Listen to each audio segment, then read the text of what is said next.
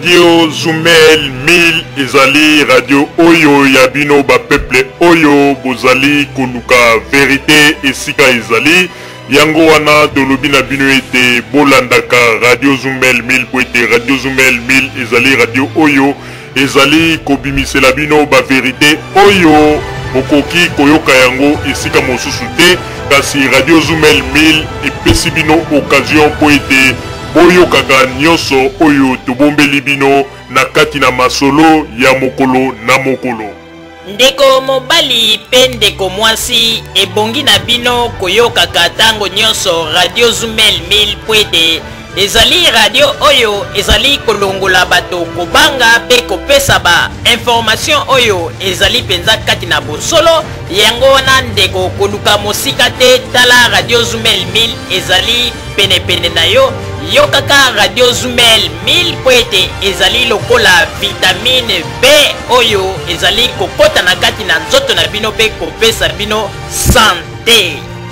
Radio Zumel 1000 Radio ya vérité.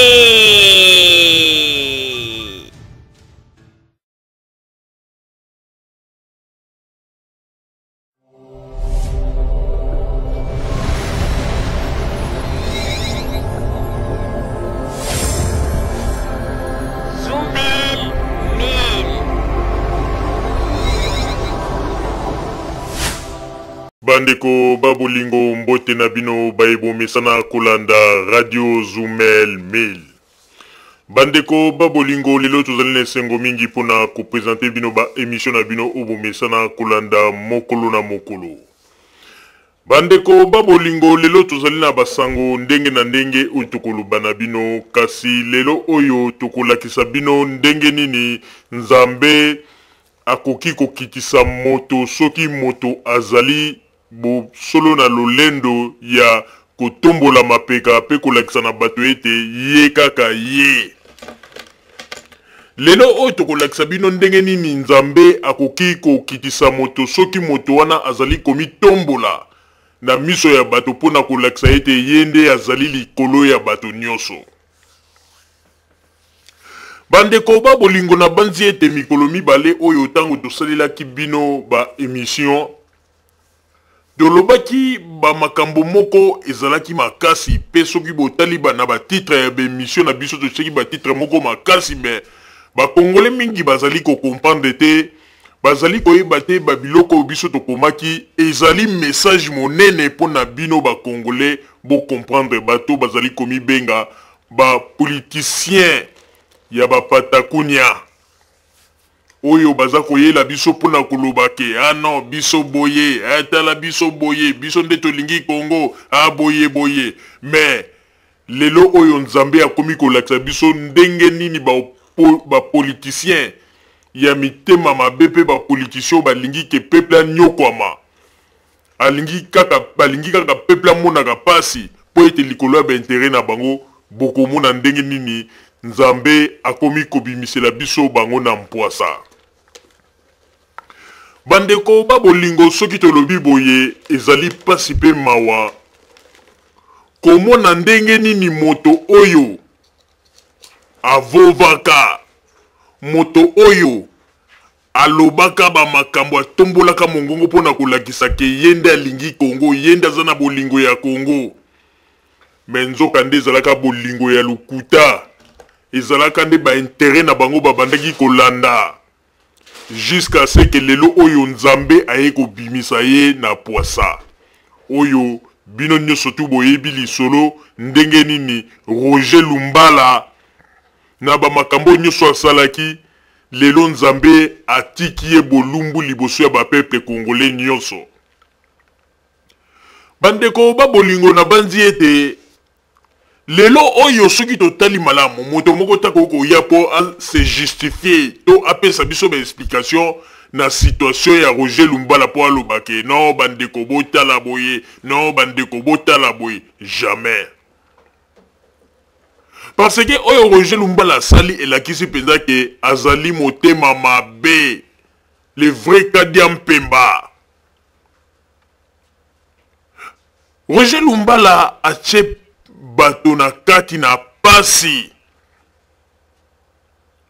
Bandeko, boyebi ndenge bato babandaki ko ganga pe koloba kolakisa ke Joseph Kabila nda azali mabe, Joseph Kabila nde azali ko coopérer na bapaya, ke Joseph Kabila nde kuta azali Rwandais. Bandeko, modèle babandaki koloba, on dirait penza ko bango penza bakoki ko sentir lisusu ba Rwandais te. Modèle babandaki ko critiquer soki baye na poto jusqu'à ce que baeko bimisa même na nzembo o na zongisa ye na Rwanda. Men bandeko, lelo oyo kaka bato babandeko yebisa peuple ke o bo zongisa ye na Rwanda, nzoka nde bango moko ba vrai collaborateur ya ba Rwandais oyo lelo bakomi ko kanga bango na ba maboke. Bandeko, ezali soni pe mawa. Bandeko yebiko na makambo Kongo mingi bazali ko comprendre te. Lelo soki tozali ko mona ba makambo ndenge ezali ko sala maboye, ezali parce que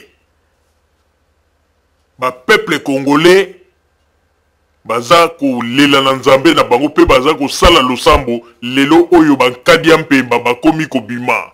Toyebisaki bino tolobi te milimo ya bato nyonso bakufa na este.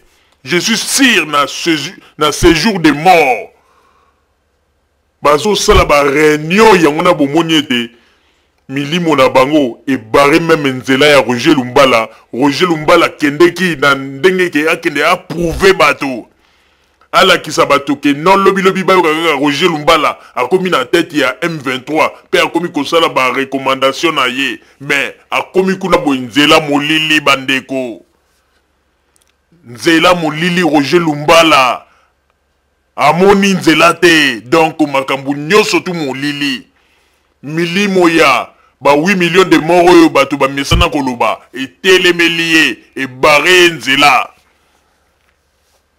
bo tchaki tembe me bo moni yango. Bandeko, Roger Lumbala tchaki temba moni yango. Bandeko, nzela nyoso tu molili pona kolakisa ete ba peuple baza batu ya kusakana na bango te.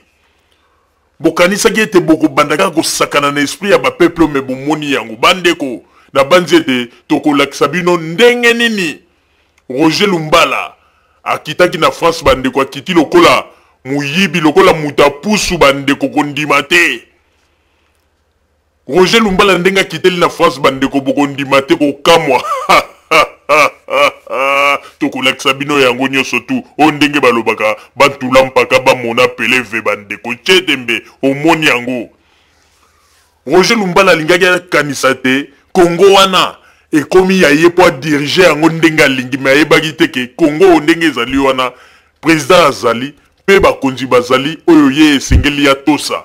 Na minito ndenge tozoloba boye toyebi te soki azobeta Nintendo na bana na ndaku toyebi te, mais tokolakisa bino modèle ayelaki na kati ya Paris. Bandeko, bokokamwa. Bandeko, bokokamwa. Tozoyebisa bino makambo ya Kongo ekomi sikoyo nde makambo ya Nzambe oyo akosala kopatapata Nzambe akokonfondre ye pe boyebaka ete Joseph Kabila azali ya Nzambe. Bomoni ndenge Nzambe aza kokonfondre bango, bomoni ndenge Roger Lumbala ye na France. Bandeko, bokomona yango na babilili pe bokokamwa, bokondima te. Kasi ya mbote napesa mama Rosalie Maloba na kozanga te kopesa nanu ba merci ya mingi na mama Mimi Gates oyo azali bongo na mboka États-Unis. Vraiment mama Mimi Gates to sepeli mingi na geste oyo salelaki biso équipe ya Radio Zumel 1000. Vraiment merci Nzamba pambola yo, Nzambe azongisela yo ya mingi pona geste na yo salaki. Vraiment esengo eleki mingi po ete geste na yo salaki pona Radio Zumel 1000. Vraiment mbongo na yo oyo tindaki esungi biso na mwa ba makambo yo tozalaki na yango. Vraiment Nzambe apambola yo, tosepelaki ya mingi mama Mimi Gates pona geste na yo. Eloko tokolobaka ke Nzambe azongisela yo ya mingi esika obimisaki. Nzambe oyo alobaki ete soki opesi okozwa, soki osengi bakopesa yo, pe soki obeleli ye akopambola. tosengi ete nzambe wana apambola yo ya mingi, azongisela yo ya mingi, esika oyo bimisaki moko azongisa yango tuku sambo na sambo, apesa yo ya mingi ya mingi ya mingi. Mama Rosalie napesi yo maloba. Merci mingi Papa Roger pona kopesa ngai maloba. Yambo te naloba nano ba makambo oyo tozali na yango na ko continuer pe kosenga lisusu. Ba merci ya mingi epai ya mama Mimi Gates pona geste oyo asali na equipe ya Radio Zumel 1000. Vraiment mama Nzambe apambola yo, Nzambe abakisela yo ya mingi, Nzambe azongisela yo tuku sambo na sambo esika obimisaki, esika oyo yo vandaki okaniseli biso. Vraiment Nzambe pe akanisela yo. Problème nyonso tu oyo ete ekoki kokoma na kati na libota na yo, Nzambe azala assistance na yo, pe Nzambe abakisela yo ya mingi pona ko résoudre ba problème nyonso tu oyo yo zali na yango na kati na libota. Yango wana na remercier ya mingi ya mingi ya mingi mama Mimi. Vraiment tozalaki touché na geste oyo salaki. Tozana mingi ya kolobate, mais Nzambe kaka nde akanisela yo esika oyo yo kaniseli biso. Esika oyo yo bimisaki, naza koyebisa na Nzambe wana oyo asala mokili. Atika yango etika na bisika ya kokauka te, mais efulukisama penza na ezonga mingi mingi mingi mingi. Nzambe apesa yo ya mingi. Na banzi ete maloba otolobi po ete ye moko Nzambe alobaki ete maloba na bino nde na tyengu ya na kati. Oyo bino bokoloba yango nde ekosalama. Alors tozui maloba oyo tolokoti yango na balabala te, mais totelemeli kaka yo moko Nzambe oyo yo moto olobaki ete oyo bino bokoloba, oyo bino bokosenga ngai na kosala. Yango na papa na ngai Nzambe tozui kaka malobo oyo olobaki. Tala yo olobaki na kati ya Bible ke moto oyo apesi akozwa ya mingi, oyo apamboli moninga yo kopambola ye.